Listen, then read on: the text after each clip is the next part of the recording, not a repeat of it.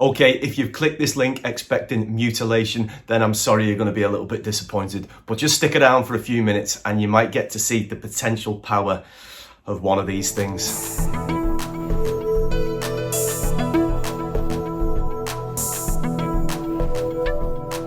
Well, hello again and welcome back to my channel. Now, if you follow me on Instagram or Facebook, you will have seen this beautiful piece of English yew and copper resin on more than one occasion. I'm in the middle of my biggest commission I have ever taken to date. It is going very well. I'm very happy with it, albeit a little bit slowly, and I'm at the sanding phase, which, you know, if you've done any resin project, takes forever and ever. Anyway, I just want to talk a little bit about Tracksaw safety and kickback as well. Now, last weekend I took this out of the resin mold, which was slightly oversized, and I needed to cut it to size.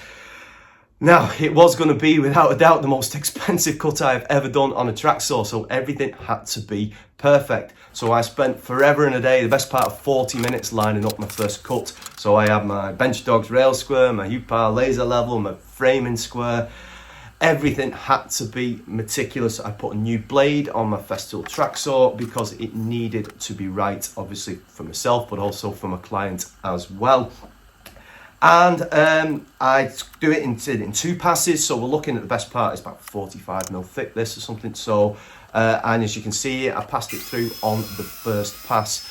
Now, there's one of two possible mistakes I think I've made. Leave a message in the comments, see what you think, and I'll try and zoom in on it, and let's have a little look at it now.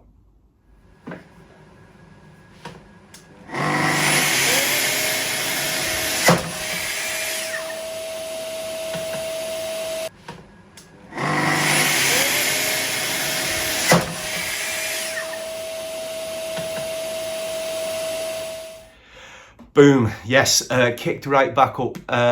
Not too bad, but there could have been potential for a hell of a lot worse. Let's zoom in, let's have another look.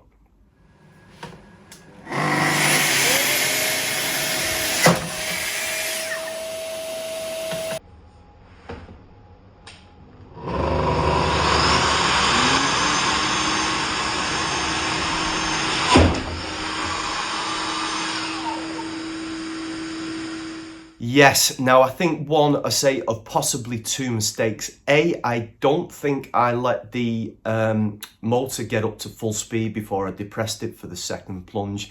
And secondly, because this is just over 2 meters long and my rails, tracks put together, sorry, it was, you know, it's just what, 2.1 or something like that. So when I've plunged it down, I haven't plunged it right at the front of the cutters. I've plunged it possibly halfway down, which has caused it to kick back, because I was looking down as well, as you can see, to check that I had the depth correct, that it was going right through.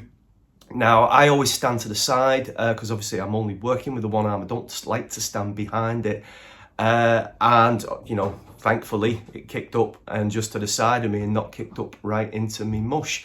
Yeah, one to be mindful of, I think, really. I do like using the Tracksaw. I certainly prefer it. I do use my table saw. I've got an Evolution Rage 5S, which is suitable for different projects compared to using a Tracksaw.